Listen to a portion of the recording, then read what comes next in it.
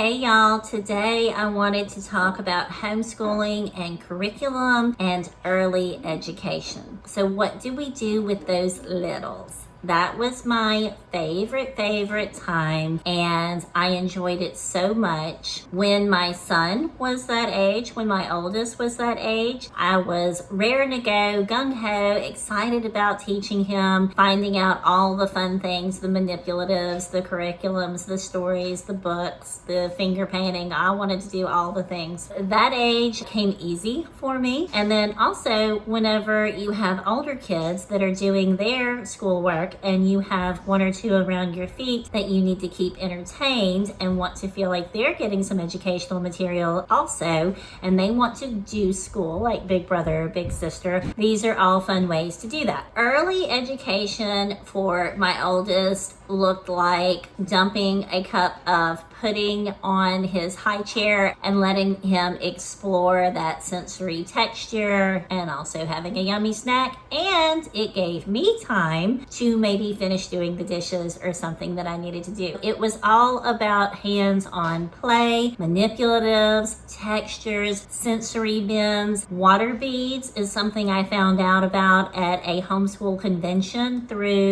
I think it was called Homegrown Preschooler. I'll link it here, or I'll edit right here. That was a great book for littles. Tiny little beads, you soak them in water, they blow up, and they have this really cool texture that they can just play in. Hot tip, do not put them in the tub.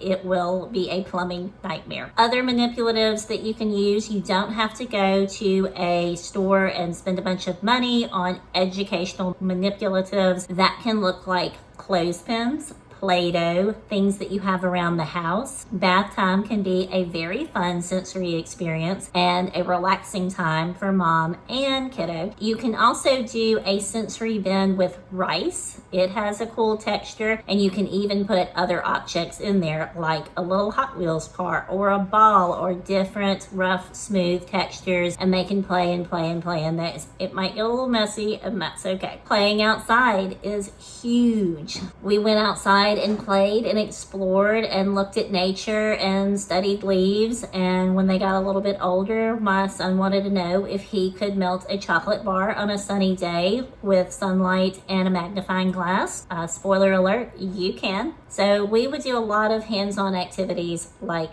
that. There are educational apps. Sometimes putting your child in front of a screen is necessary for that time period during the day, and if you can do that with something like Reading Eggs or other educational apps, then all the better. We love Leapfrog Letter Factory. I heard that in my sleep, but it was a great way for them to learn phonics at an early age. We did a lot of games, patterns, and puzzle pieces. We would work on those together, getting those little fingers working, and cutting paper. We first began cutting paper on just a dotted line straight across the paper, and then we would do a zigzag motion, and then the better they got, the more advanced their lines got to cut across the paper. One of the best things that I saw when teaching a child to use scissors was at a preschool, and they had a kitty tub, the little blue plastic kitty tub inside, no water, just lots and lots of scrap paper and a pair of scissors that was tethered to the side of the pool, so they couldn't walk off with them, and you always had your scissors with your paper where you needed it. And they would just sit and cut away, and all the little giblets and the pieces just fell right back into the pool. I thought it was genius. I don't know who came up with that. I wish I could take credit, but it was a great idea. Reading,